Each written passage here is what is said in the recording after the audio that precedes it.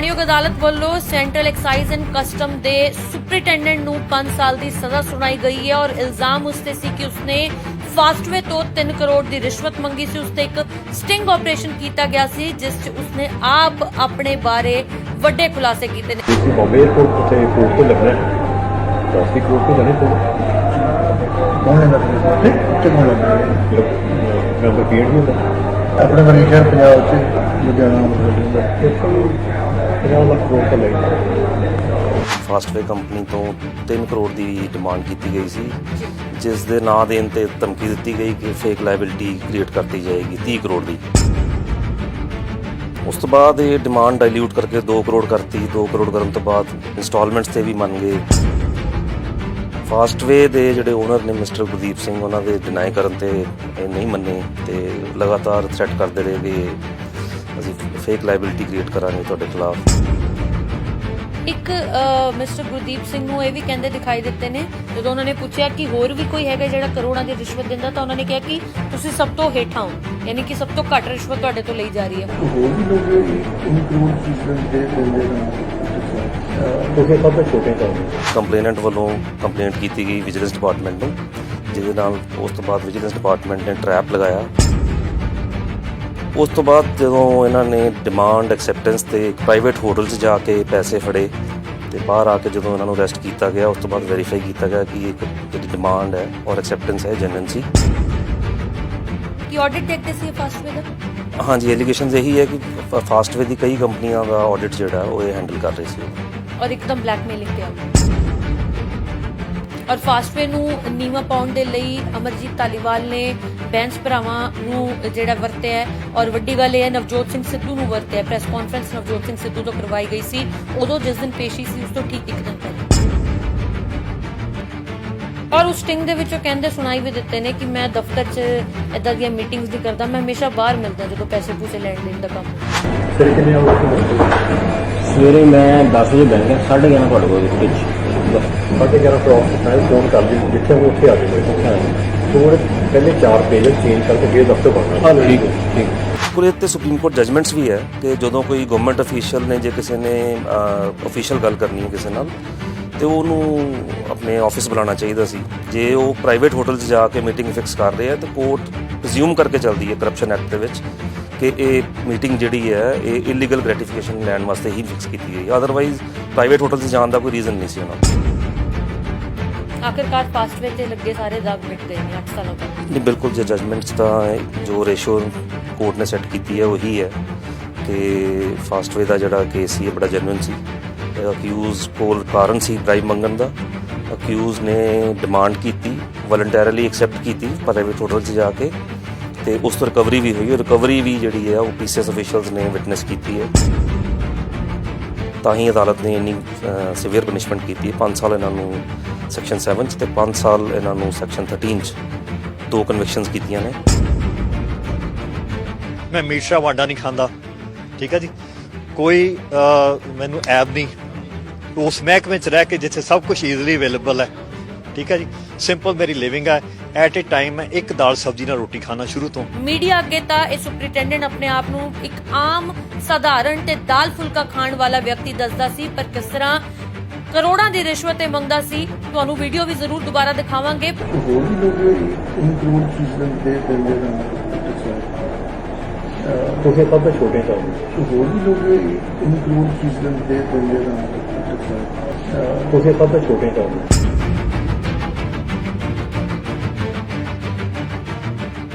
ਹਾਲ ਹੀ ਦੇ ਵਿੱਚ ਮਾਣਯੋਗ ਅਦਾਲਤ ਵੱਲੋਂ ਸੈਂਟਰਲ ਐਕਸਾਈਜ਼ ਐਂਡ ਕਸਟਮ ਦੇ ਸੁਪਰਿੰਟੈਂਡੈਂਟ ਨੂੰ 5 ਸਾਲ ਦੀ ਸਜ਼ਾ ਸੁਣਾਈ ਗਈ ਹੈ ਔਰ ਇਲਜ਼ਾਮ ਉਸ ਤੇ ਸੀ ਕਿ ਉਸਨੇ ਫਾਸਟਵੇ ਤੋਂ 3 ਕਰੋੜ ਦੀ ਰਿਸ਼ਵਤ ਮੰਗੀ ਸੀ। ਉਸ ਤੇ ਇੱਕ ਸਟਿੰਗ ਆਪਰੇਸ਼ਨ ਕੀਤਾ ਗਿਆ ਸੀ ਜਿਸ 'ਚ ਉਸਨੇ ਆਪ ਆਪਣੇ ਬਾਰੇ ਵੱਡੇ ਖੁਲਾਸੇ ਕੀਤੇ ਨੇ। ਇਸ ਬਾਬਤ ਗੱਲਬਾਤ ਕਰਨ ਦੇ ਲਈ ਮੇਰੇ ਨਾਲ ਸੀਨੀਅਰ ਐਡਵੋਕੇਟ ਆਈਪੀਐਸ ਸਬਰਵਾਲ ਮੌਜੂਦ ਨੇ। ਬਹੁਤ-ਬਹੁਤ ਸਵਾਗਤ ਹੈ ਜੀ। Thank you. ਜਿਸ ਸੁਪਰਿੰਟੈਂਡੈਂਟ ਦੀ ਅਸੀਂ ਗੱਲ ਕਰ ਰਹੇ ਹਾਂ ਅਮਰਜੀਤ ਸਿੰਘ ਧਾਲੀਵਾਲ, 5 ਸਾਲ ਦੀ ਸਜ਼ਾ ਹੋਈ ਹੈ, ਜੁਰਮਾਨਾ ਵੀ ਹੋਇਆ ਹੈ, ਪੂਰੀ ਜਾਣਕਾਰੀ ਜ਼ਰੂਰ ਦਿਓ। ਦੇਖੋ ਇਹ 2014 ਦਾ ਮੈਟਰ ਹੈ, ਮੈਂ 2017 'ਚ ਟੇਕਅਪ ਕੀਤਾ ਤੇ ਬੇਸਿਕਲੀ ਐਲੀਗੇਸ਼ਨਸ ਕੰਪਲੇਨੈਂਟ ਦੇ ਸੀ ਕਿ ਫਾਸਟਵੇ ਕੰਪਨੀ ਤੋਂ 3 ਕਰੋੜ ਦੀ ਡਿਮਾਂਡ ਕੀਤੀ ਗਈ ਸੀ ਜਿਸ ਦੇ ਨਾਂ ਦੇਣ ਤੇ ਧਮਕੀ ਦਿੱਤੀ ਗਈ ਕਿ ਫੇਕ ਲਾਇਬਿਲਿਟੀ ਕ੍ਰੀਏਟ ਕਰਤੀ ਜਾਏਗੀ 30 ਕਰੋੜ ਦੀ। ਉਸ ਤੋਂ ਬਾਅਦ ਇਹ ਡਿਮਾਂਡ ਡਾਇਲਿਊਟ ਕਰਕੇ 2 ਕਰੋੜ ਕਰਤੀ। 2 ਕਰੋੜ ਕਰਨ ਤੋਂ ਬਾਅਦ ਇੰਸਟਾਲਮੈਂਟਸ ਤੇ ਵੀ ਮੰਨ ਗਏ ਤੇ ਫਾਸਟਵੇ ਦੇ ਜਿਹੜੇ ਓਨਰ ਨੇ ਮਿਸਟਰ ਗੁਰਦੀਪ ਸਿੰਘ, ਉਹਨਾਂ ਦੇ ਡਿਨਾਈ ਕਰਨ ਤੇ ਇਹ ਨਹੀਂ ਮੰਨੇ ਤੇ ਲਗਾਤਾਰ ਥ੍ਰੈਟ ਕਰਦੇ ਰਹੇ ਵੀ ਅਸੀਂ ਫੇਕ ਲਾਇਬਿਲਿਟੀ ਕ੍ਰੀਏਟ ਕਰਾਂਗੇ ਤੁਹਾਡੇ ਖਿਲਾਫ। ਤੇ ਅੰਡਰ ਕੰਪੈਲਿੰਗ ਸਰਕਮਸਟੈਂਸਿਸ ਫਿਰ ਕੰਪਲੇਨੈਂਟ ਵੱਲੋਂ ਕੰਪਲੇਂਟ ਕੀਤੀ ਗਈ ਵਿਜੀਲੈਂਸ ਡਿਪਾਰਟਮੈਂਟ ਨੂੰ, ਜਿਹਦੇ ਨਾਲ ਉਸ ਤੋਂ ਬਾਅਦ ਵਿਜੀਲੈਂਸ ਡਿਪਾਰਟਮੈਂਟ ਨੇ ਟਰੈਪ ਲਗਾਇਆ ਇਹ ਵੈਰੀਫਾਈ ਕਰਨ ਵਾਸਤੇ ਕਿ ਕੰਪਲੇਂਟ ਜੈਨੂਇਨ ਹੈ। ਉਹ ਟਰੈਪ ਜਿਹੜਾ ਹੈ ਉਹ ਵਿਟਨੈਸ ਕੀਤਾ ਗਿਆ 2 PCS ਆਫੀਸ਼ੀਅਲਸ ਵੱਲੋਂ, ਜਿਹਨਾਂ ਨੂੰ DC ਸਾਹਿਬ ਨੇ ਉਦੋਂ ਡਿਪਿਊਟ ਕੀਤਾ ਸੀ ਸੋ ਦੈਟ ਕਿ ਟਰੈਪ 'ਚ ਕੋਈ ਡਿਫੈਕਟ ਨਾ ਰਹਿ ਜੇ। ਤੇ ਉਸ ਤੋਂ ਬਾਅਦ ਜਦੋਂ ਇਹਨਾਂ ਨੇ ਡਿਮਾਂਡ ਐਕਸੈਪਟੈਂਸ ਤੇ ਇੱਕ ਪ੍ਰਾਈਵੇਟ ਹੋਟਲ 'ਚ ਜਾ ਕੇ ਪੈਸੇ ਫੜੇ ਤੇ ਬਾਹਰ ਆ ਕੇ ਜਦੋਂ ਇਹਨਾਂ ਨੂੰ ਅਰੈਸਟ ਕੀਤਾ ਗਿਆ, ਉਸ ਤੋਂ ਬਾਅਦ ਵੈਰੀਫਾਈ ਕੀਤਾ ਗਿਆ ਕਿ ਇੱਕ ਜਿਹੜੀ ਡਿਮਾਂਡ ਹੈ ਔਰ ਐਕਸੈਪਟੈਂਸ ਹੈ ਜੈਨੂਇਨ ਸੀ। ਫਿਰ FIR ਰਜਿਸਟਰ ਕਰਕੇ ਇਹਦੀ ਤਫਤੀਸ਼ ਜਿਹੜੀ ਹੈ ਉਹ ਲਿਆਂਦੀ ਗਈ। ਕੀ ਆਡਿਟ ਦੇਖਦੇ ਸੀ ਫਾਸਟਵੇ ਦਾ? ਹਾਂਜੀ, ਐਲੀਗੇਸ਼ਨਸ ਇਹੀ ਹੈ ਕਿ ਫਾਸਟਵੇ ਦੀ ਕਈ ਕੰਪਨੀਆਂ ਦਾ ਆਡਿਟ ਜਿਹੜਾ ਉਹ ਇਹ ਹੈਂਡਲ ਕਰ ਰਹੇ ਸੀ ਉਦੋਂ, ਔਰ ਇੱਕਦਮ ਬਲੈਕਮੇਲਿੰਗ ਤੇ ਆ ਗਏ। ਇਹ ਕਾਫੀ ਲੰਬੇ ਚਿਰ ਤੋਂ ਇਹਨਾਂ ਦੀ ਡਿਮਾਂਡ ਚੱਲ ਰਹੀ ਸੀ। 8 ਸਾਲ ਪੁਰਾਣਾ, ਜਿਸ ਤਰ੍ਹਾਂ ਤੁਸੀਂ ਪਹਿਲਾਂ ਵੀ ਦੱਸਿਆ ਕਿ 8 ਹਾਂਜੀ, ਸਾਲ ਇਹ ਪੁਰਾਣਾ 2014 ਦੀ FIR ਹੈ। ਕੋਰਟ ਕੇਸ ਸ਼ੁਰੂ ਹੋਇਆ ਸੀ 2016 ਚ। 2016 ਤੋਂ ਬਾਅਦ 17 ਚ ਮੈਂ ਟੇਕਅਪ ਕੀਤਾ ਫॉर ਠੀਕ ਹੈ। ਕੰਪਲੇਨੈਂਟ। ਔਰ ਜਿਸ ਦਿਨ ਮਾਣਯੋਗ ਅਦਾਲਤ ਵੱਲੋਂ ਸਜ਼ਾ ਸੁਣਾਈ ਗਈ ਹੈ ਉਸ ਦਿਨ ਕੀ ਦਲੀਲ ਪੇਸ਼ ਕੀਤੀ ਗਈ ਸੀ, ਕੀ ਅਪੀਲ ਕੀਤੀ ਗਈ ਸੀ ਕੰਪਲੇਨੈਂਟ? ਦੇਖੋ ਬੇਸਿਕਲੀ ਇਹਨਾਂ ਨੇ ਸਾਰੀ ਡਿਫੈਂਸ ਹੀ, ਕਿਉਂਕਿ ਇਹਨਾਂ ਕੋਲ ਕੋਈ ਸਪੈਸੀਫਿਕ ਡਿਫੈਂਸ ਹੈ ਨਹੀਂ ਸੀ ਨਾ, ਤੇ ਇਹਨਾਂ ਨੇ ਆਪਣੀ ਕੋਈ ਐਲੀਬਾਈ ਕਲੇਮ ਕੀਤੀ ਕਿ ਅਸੀਂ ਉੱਥੇ ਹੈ ਹੀ ਨਹੀਂ ਸੀ ਮੈਂ ਇੱਥੇ। ਇਹਨਾਂ ਨੇ ਜਿਹੜਾ ਟਰੈਪ ਦਾ ਜਿਹੜਾ ਪ੍ਰੋਸੀਜਰ ਸੀ ਉਹਦੇ 'ਚ ਕੁਝ ਡਿਫੈਕਟਸ ਕੱਢਣ ਦੀ ਕੋਸ਼ਿਸ਼ ਕੀਤੀ, ਇਨਵੈਸਟੀਗੇਸ਼ਨ 'ਚ ਕੁਝ ਡਿਫੈਕਟਸ ਕੱਢਣ ਦੀ ਕੋਸ਼ਿਸ਼ ਕੀਤੀ। ਫਿਰ ਇਹਨਾਂ ਨੇ ਇੱਕ ਕੋਈ ਇਨਸੀਡੈਂਟ ਰਿਪੋਰਟ ਬਣਵਾਈ ਜਿਹੜੀ ਡਿਫੈਂਸ 'ਚ ਲੈ ਕੇ ਆਏ ਕਿ ਸਾਨੂੰ ਪਹਿਲਾਂ ਹੀ ਐਪਰੀਹੈਂਸ਼ਨ ਸੀ ਕਿ ਸਾਨੂੰ ਫਾਲਸਲੀ ਇੰਪਲੀਕੇਟ ਕੀਤਾ ਜਾ ਸਕਦਾ ਕੇਸ।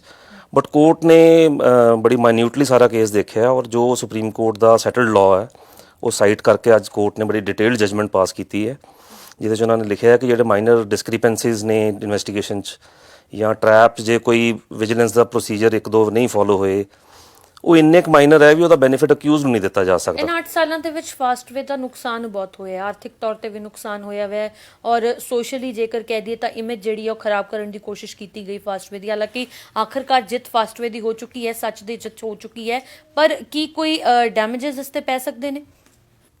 ਦੇਖੋ ਡੈਮੇਜਸ ਤਾਂ ਹੋ ਤਾਂ ਸਕਦਾ ਕੇਸ, ਬਟ ਉਹਨਾਂ ਦਾ ਕੀ ਫੇਟ ਹੋਏਗਾ ਮੈਂ ਉਹਨੇ ਪ੍ਰੀ ਸਪੋਜ਼ ਨਹੀਂ ਕਰ ਸਕਦਾ। ਬਟ ਓਬਵੀਅਸਲੀ ਜਦੋਂ ਕਿਸੇ ਤੇ ਏਡੇ ਵੱਡੇ ਐਲੀਗੇਸ਼ਨਸ ਹੋਣ ਕਿ ਇਹ ਟੈਕਸ ਡਿਫਾਲਟ ਕਰਦੇ ਹੈ ਤੇ ਇਹਨਾਂ ਦਾ ਕਰੋੜਾਂ ਰੁਪਏ 'ਚ ਟੈਕਸ ਜਿਹੜਾ ਉਹ ਡਿਊ ਹੈ ਜਦਕਿ ਉਹ ਹੈ ਨਹੀਂ ਸੀ, ਤੇ ਦੇਖੋ ਇਮੇਜ ਜਿਹੜੀ ਹੈ ਉਹ ਮਲਾਈਨ ਤਾਂ ਹੁੰਦੀ ਹੈ ਬੰਦੇ ਦੀ। ਔਰ ਫਾਸਟਵੇ ਨੂੰ ਨੀਵਾਂ ਪਾਉਣ ਦੇ ਲਈ ਅਮਰਜੀਤ ਧਾਲੀਵਾਲ ਨੇ ਬੈਂਸ ਭਰਾਵਾਂ ਨੂੰ ਜਿਹੜਾ ਵਰਤਿਆ ਹੈ ਔਰ ਵੱਡੀ ਗੱਲ ਇਹ ਹੈ ਨਵਜੋਤ ਸਿੰਘ ਸਿੱਧੂ ਨੂੰ ਵਰਤਿਆ। ਪ੍ਰੈਸ ਕਾਨਫਰੰਸ ਨਵਜੋਤ ਸਿੰਘ ਸਿੱਧੂ ਤੋਂ ਕਰਵਾਈ ਗਈ ਸੀ ਉਦੋਂ ਜਿਸ ਦਿਨ ਪੇਸ਼ੀ ਸੀ ਉਸ ਤੋਂ ਠੀਕ ਇੱਕ ਦਿਨ ਪਹਿਲਾਂ। ਦੇਖੋ ਇਹ ਫੈਕਟਸ ਜਿਹੜੇ ਨੇ ਇਹ ਐਵੀਡੈਂਸ ਦੇ ਵਿੱਚ ਨਹੀਂ ਆਏ, ਇਸ ਤਰ੍ਹਾਂ ਦੇ ਕੋਈ ਫੈਕਟਸ, ਨਾ ਹੀ ਇਹ ਜਜਮੈਂਟ ਦਾ ਪਾਰਟ ਹੈ। ਸੋ ਇਹਨਾਂ ਫੈਕਟਸ ਉੱਤੇ ਮੈਂ ਜ਼ਿਆਦਾ ਕਮੈਂਟ ਨਹੀਂ ਕਰ ਸਕਦਾ। ਔਰ ਕੀ ਲੱਗਦਾ ਤੁਹਾਨੂੰ, ਕਿਉਂਕਿ ਅਕਸਰ ਆਮ ਲੋਕਾਂ ਦਾ ਇਹ ਮੰਨਣਾ ਹੈ ਕਿ ਲਾਅ ਸਾਰਿਆਂ ਲਈ ਇਕੁਅਲ ਨਹੀਂ ਹੈਗਾ। ਅਸੀਂ ਪਟਵਾਰੀਆਂ ਨੂੰ ਰੰਗੇ ਹੱਥੀ ਰਿਸ਼ਵਤ ਲੈਣ ਤੋਂ ਬਾਅਦ ਗ੍ਰਿਫਤਾਰ ਹੁੰਦੇ ਦੇਖਿਆ, ਥਾਣੇਦਾਰਾਂ ਨੂੰ ਦੇਖਿਆ, ਛੋਟੇ-ਮੋਟੇ ਪੁਲਿਸ ਅਫਸਰਾਂ ਨੂੰ ਦੇਖਿਆ, ਪਰ ਜਦੋਂ ਇੱਕ ਸੁਪਰਿੰਟੈਂਡੈਂਟ ਨੂੰ ਇਸ ਤਰ੍ਹਾਂ ਅਮਰਜੀਤ ਸਿੰਘ ਧਾਲੀਵਾਲ ਜਦੋਂ ਸਟਿੰਗ ਤੋਂ ਬਾਅਦ ਉਹਨਾਂ ਦੀ ਗ੍ਰਿਫਤਾਰੀ ਹੋਈ, ਵਿਜੀਲੈਂਸ ਨੇ ਵੀ ਰੰਗੇ ਹੱਥੀ ਫੜਿਆ, ਹੁਣ ਮਾਣਯੋਗ ਅਦਾਲਤ ਨੇ ਵੀ 5 ਸਾਲ ਦੀ ਸਜ਼ਾ ਸੁਣਾਈ ਹੈ, ਤਾਂ ਇਹ ਜ਼ਰੂਰ ਸਪਸ਼ਟ ਹੋ ਚੁੱਕਿਆ ਕਿ ਕੋਰਟ ਜਾਂ ਲਾਅ ਜਿਹੜਾ ਉਹ ਸਾਰਿਆਂ ਲਈ ਇਕੁਅਲ ਹੈ। ਹਾਂਜੀ ਬਿਲਕੁਲ, ਆਰਟੀਕਲ 14 ਹੈ ਸਾਡੇ ਕਨਸਟੀਟਿਊਸ਼ਨ ਦਾ, ਉਹ ਇਹੀ ਕਹਿੰਦਾ equality before law and equal protection of law, ਕਿ ਚਾਹੇ ਉਹ ਅਮੀਰ ਹੈ, ਚਾਹੇ ਗਰੀਬ ਹੈ, ਚਾਹੇ ਕੋਈ ਛੋਟਾ ਅਫੀਸ਼ੀਅਲ ਹੈ, ਚਾਹੇ ਕੋਈ ਵੱਡਾ ਅਫੀਸ਼ੀਅਲ ਹੈ, ਲਾਅ ਸਭ ਵਾਸਤੇ ਇਕੁਅਲ ਹੈ।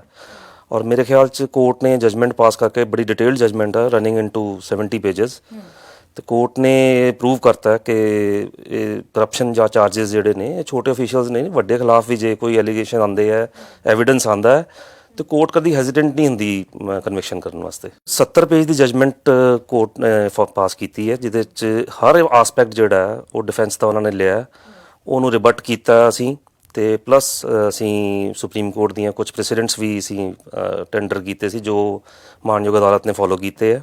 ਤੇ ਸੁਪਰੀਮ ਕੋਰਟ ਦਾ ਸੈਟਲਡ ਲਾਅ ਹੈ ਕਿ ਇੱਕ ਲਾਈਨ ਪ੍ਰੋਸੀਕਿਊਸ਼ਨ ਦੇ ਫੇਵਰ 'ਚ ਆਉਣ ਨਾਲ ਜਾਂ ਇੱਕ ਲਾਈਨ ਡਿਫੈਂਸ ਦੀ ਫੇਵਰ 'ਚ ਆਉਣ ਨਾਲ ਜਜਮੈਂਟ ਉੱਤੇ ਬੇਸ ਨਹੀਂ ਕੀਤੀ ਜਾ ਸਕਦੀ। Court has to marshal the entire evidence, ਸਾਰਾ ਐਵੀਡੈਂਸ ਦੇਖ ਕੇ ਜੋ ਮੈਟਰ ਉਹਨਾਂ ਦੇ ਸਾਹਮਣੇ ਹੈ, ਫਿਰ ਕੋਰਟ ਜਜਮੈਂਟ ਪਾਸ ਕਰਦੀ ਹੈ ਕਿ ਕੋਰਟ ਨੂੰ ਕੀ ਲੱਗਦਾ ਹੈ। ਇਸ ਕੇਸ ਦੇ ਵਿੱਚ ਵੀ ਇਹਨਾਂ ਨੇ ਕਾਫੀ ਡਿਫੈਕਟਸ ਕੱਢੇ ਟਰੈਪ ਪ੍ਰੋਸੀਜਰ ਦੇ ਵਿੱਚ, ਤੇ ਇਨਵੈਸਟੀਗੇਸ਼ਨ 'ਚ ਕਾਫੀ ਡਿਫੈਕਟਸ ਕੱਢੇ ਆ। ਫਿਰ ਇਹਨਾਂ ਨੇ ਜੋ ਸੈਂਕਸ਼ਨਿੰਗ ਅਥਾਰਟੀ ਸੀ ਉਹਦੀ ਅਥਾਰਟੀ ਵੀ ਚੈਲੰਜ ਕੀਤੀ ਕਿ ਕਮਿਸ਼ਨਰ ਜਿਹੜੇ ਆ ਉਸ ਟਾਈਮ ਸੀ ਉਹਨਾਂ ਕੋਲ ਅਥਾਰਟੀ ਨਹੀਂ ਸੀ ਸੈਂਕਸ਼ਨ ਦੇਣ ਦੀ। ਬਟ ਉਸ ਤੋਂ ਬਾਅਦ ਸਾਰਾ ਐਵੀਡੈਂਸ ਦੇਖ ਕੇ ਕੋਰਟ ਨੇ ਆਰਡਰ ਪਾਸ ਕੀਤਾ ਕਿ ਇਨਸੀਡੈਂਟ ਰਿਪੋਰਟ ਜਿੱਦਾਂ ਇਹਨਾਂ ਨੇ ਕਿਹਾ ਕਿ ਅਸੀਂ ਇਨਸੀਡੈਂਟ ਰਿਪੋਰਟ ਬਣਾ ਕੇ ਭੇਜਤੀ ਸੀ ਕਿ ਸਾਨੂੰ ਫਾਲਸਲੀ ਇੰਪਲੀਕੇਟ ਕੀਤਾ ਜਾ ਸਕਦਾ ਹੈ।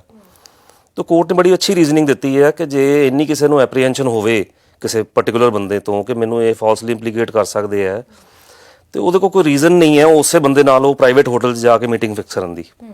ਇਸ ਤੋਂ ਪਤਾ ਲੱਗਦਾ ਹੈ ਕਿ ਇਨਸੀਡੈਂਟ ਰਿਪੋਰਟ ਜਿਹੜੀ ਹੈ ਔਰ ਉਸ ਸਟਿੰਗ ਦੇ ਵਿੱਚੋਂ ਕਹਿੰਦੇ ਸੁਣਾਈ ਵੀ ਦਿੱਤੇ ਨੇ ਕਿ ਮੈਂ ਦਫ਼ਤਰ 'ਚ ਇਦਾਂ ਦੀਆਂ ਮੀਟਿੰਗਸ ਨਹੀਂ ਕਰਦਾ, ਮੈਂ ਹਮੇਸ਼ਾ ਬਾਹਰ ਮਿਲਦਾ ਜਦੋਂ ਪੈਸੇ ਪੂਸੇ ਲੈਣ ਦੇਣ ਦਾ ਕੰਮ ਹੁੰਦਾ। ਹਾਂਜੀ ਬਿਲਕੁਲ, ਇਹ ਤੇ ਸੁਪਰੀਮ ਕੋਰਟ ਜਜਮੈਂਟਸ ਵੀ ਹੈ ਕਿ ਜਦੋਂ ਕੋਈ ਗਵਰਨਮੈਂਟ ਅਫੀਸ਼ੀਅਲ ਨੇ ਜੇ ਕਿਸੇ ਨੇ ਅਫੀਸ਼ੀਅਲ ਗੱਲ ਕਰਨੀ ਹੈ ਕਿਸੇ ਨਾਲ ਤੇ ਉਹਨੂੰ ਆਪਣੇ ਆਫਿਸ ਬੁਲਾਉਣਾ ਚਾਹੀਦਾ ਸੀ। ਜੇ ਉਹ ਪ੍ਰਾਈਵੇਟ ਹੋਟਲ 'ਚ ਜਾ ਕੇ ਮੀਟਿੰਗ ਫਿਕਸ ਕਰ ਰਹੇ ਆ ਤੇ ਕੋਰਟ ਪ੍ਰਜ਼ਿਊਮ ਕਰਕੇ ਚੱਲਦੀ ਹੈ ਕਰਪਸ਼ਨ ਐਕਟ ਦੇ ਵਿੱਚ ਕਿ ਇਹ ਮੀਟਿੰਗ ਜਿਹੜੀ ਹੈ ਇਹ ਇਲੀਗਲ ਗ੍ਰੈਟੀਫਿਕੇਸ਼ਨ ਲੈਣ ਵਾਸਤੇ ਹੀ ਫਿਕਸ ਕੀਤੀ ਗਈ ਹੈ, ਅਦਰਵਾਈਜ਼ ਪ੍ਰਾਈਵੇਟ ਹੋਟਲ 'ਚ ਜਾਣ ਦਾ ਕੋਈ ਰੀਜ਼ਨ ਨਹੀਂ ਸੀ ਉਹਨਾਂ ਕੋਲ। ਇੱਕ ਮਿਸਟਰ ਗੁਰਦੀਪ ਸਿੰਘ ਨੂੰ ਇਹ ਵੀ ਕਹਿੰਦੇ ਦਿਖਾਈ ਦਿੱਤੇ ਨੇ ਜਦੋਂ ਉਹਨਾਂ ਨੇ ਪੁੱਛਿਆ ਕਿ ਹੋਰ ਵੀ ਕੋਈ ਹੈਗਾ ਜਿਹੜਾ ਕਰੋੜਾਂ ਦੀ ਰਿਸ਼ਵਤ ਦਿੰਦਾ ਤਾਂ ਉਹਨਾਂ ਨੇ ਕਿਹਾ ਕਿ ਤੁਸੀਂ ਸਭ ਤੋਂ ਹੇਠਾਂ ਹੋ, ਯਾਨੀ ਕਿ ਸਭ ਤੋਂ ਘੱਟ ਰਿਸ਼ਵਤ ਤੁਹਾਡੇ ਤੋਂ ਲਈ ਜਾ ਰਹੀ ਹੈ। ਹੋਰਾਂ ਤੋਂ ਹੋਰ ਡਿਮਾਂਡਸ ਕੁਝ ਅਜਿਹਾ ਸਾਹਮਣੇ ਆਇਆ? ਦੇਖੋ ਐਵੀਡੈਂਸ 'ਚ ਇੱਦਾਂ ਦਾ ਕੁਝ ਨਹੀਂ ਆਇਆ। ਉਹ ਓਬਵੀਅਸਲੀ ਰਿਕਾਰਡਿੰਗ ਸੀ, ਉਹ ਰਿਕਾਰਡਿੰਗ ਜਿਹੜੀ ਹੈ ਉਹ ਸਿਰਫ ਆਈਓ ਦੀ ਸੈਟੀਸਫੈਕਸ਼ਨ ਵਾਸਤੇ ਸੀ ਇਨਵੈਸਟੀਗੇਸ਼ਨ ਤੱਕ ਕਿ ਜਿਹੜੀ ਕੰਪਲੇਂਟ ਹੈ ਮਿਸਟਰ ਗੁਰਦੀਪ ਸਿੰਘ ਦੀ ਇਹ ਜੈਨੂਇਨ ਹੈ, ਇਹ ਜੈਨੂਇਨ ਹੈ। ਉਹ ਜੈਨੂਇਨ ਮੰਨਣ ਤੋਂ ਬਾਅਦ ਹੀ ਜਿਹੜਾ ਇਨਵੈਸਟੀਗੇਟਿੰਗ ਅਫਸਰ ਹੈ ਉਹਨੇ FIR ਰਜਿਸਟਰ ਕੀਤੀ ਤੇ ਇਨਵੈਸਟੀਗੇਸ਼ਨ ਜਿਹੜੀ ਹੈ ਉਹ ਹੋਂਦ 'ਚ ਲੈ ਕੇ ਆਏ।